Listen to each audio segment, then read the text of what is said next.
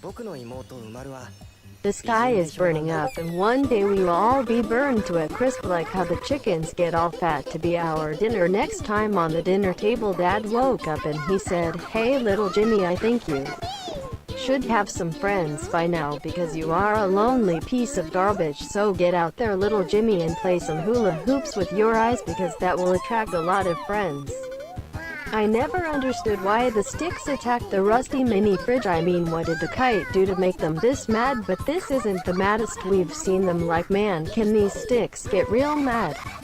They just go full on Hulk mode and wreck the planet with their pointy projectile body. Limb house plants. These sticks are crazy. It's like someone put them in the basement for 3 years, forgot about them, and whoop-de-doo, they chewed their way out of the basement and are up and ready to go like a to-go box from Papa Murphy's, fresh and ready to rip the ends on the universe to shreds like a cheese grater.